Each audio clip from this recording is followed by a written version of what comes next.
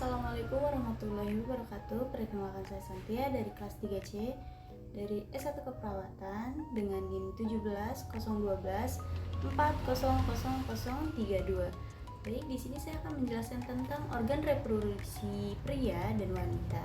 Sebelumnya saya akan menjelaskan tentang organ reproduksi wanita terlebih dahulu. Baik, sini akan menjelaskan tentang organ reproduksi wanita, yaitu ada ovarium yang berfungsi menghasilkan sel telur, lalu ada tuba Fallopi berfungsi sebagai jalan opung dan tempat terjadinya pembuahan, lalu ada infundibulum berfungsi untuk menangkap sel telur, lalu ada rahim atau uterus berfungsi sebagai tempat perkembangan janin selama kehamilan, lalu ada serviks yaitu struktur rahim bagian bawah yang menyempit dan membuka ke arah vagina, berfungsi mengalirkan darah ke vagina saat menstruasi, mengalirkan sperma ke arah rahim, dan mendukung kepala bayi saat lahir.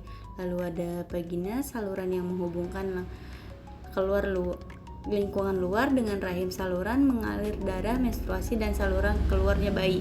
Lalu ada embrio berbentuk seperti zigot yang selalu ditunggu, yang dihasilkan dari pembuahan sel telur oleh sperma yang kemudian mengalih pembelahan di sel telur di sepanjang tuba Fallopi sebelum menempel di rahim. Baik, di sini ada bagian luarnya yaitu utera opening untuk mengeluarkan urin dari kandung kemih ke keluar rahim. Lalu ada vagina opening sebagai jalan keluar darah menstruasi, jalur keluarnya bayi saat persalinan. Lalu ada pneumonia, memompa organ pinggul, membantu seksual, mengontrol buang air kecil dan besar, serta sangat penting saat persalinan. Lalu ada mon pubis, gundukan jaringan lemak yang menutupi tulang kemaluan dengan bagian atas organ intim wanita dan pria.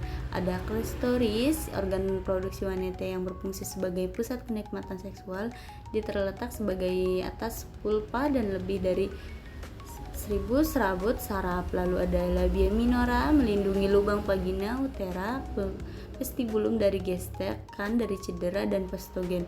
Labia minora, perlindungan utama bagi organ reproduksi luar lainnya seperti labia minora, klistoria, lubang vagina dan utera.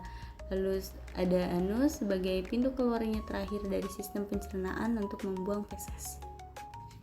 Baik, di sini saya akan melanjutkan tentang organ reproduksi pria, yaitu ada vas deferens, saluran panjang yang mengarah ke atas dengan merupakan lanjutan dari epididymis, berfungsi untuk menghubungkan epididymis utera. Lalu ada utera, saluran yang mendapat dalam merupakan akhir dari saluran produksi, berfungsi sebagai saluran keluarnya sperma dan urin. Lalu ada testis, bagian yang berbentuk telur yang tersimpan dalam skrotum, berfungsi untuk memproduksi sperma dan hormon testogen. Lalu ada epididymis, saluran yang keluar dari testis yang berbentuk seperti tanda koma dengan sekitar 4 cm, berfungsi sebagai tempat penyimpanan sperma sementara. Lalu ada 3 kelenjar, yang itu pertama adalah kelenjar testikula seminasi sebagai yang berbentuk seperti kantung kecil berukuran kurang lebih 5 cm yang terletak di belakang kantung kemih, berfungsi menghasilkan zat-zat yang diperlukan untuk perkembangan sperma. Lalu ada kelenjar prostat yang terletak di bawah kantung kemih, berfungsi menghasilkan cairan bersifat asam. Lalu ada kelenjar Cooper, bagian yang berbentuk seperti kaca yang terletak di bawah kelenjar prostat, berfungsi menghasilkan lendir dan cairan bersifat basah. Baik, di sini ada bagian luarnya yaitu vesicula seminaris, kelenjar penghasil makanan atau sumber nutrisi bagi sperma. Lalu ada kelenjar prostat, lalu kelenjar Cooper, kelenjar deferens, utera, epididymis, testis menghasilkan sperma dan hormon testogen.